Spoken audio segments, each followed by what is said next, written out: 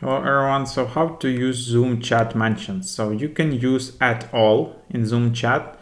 It will notify all members of the channel. If there are more than 1,000 members, you will need to click additional confirm.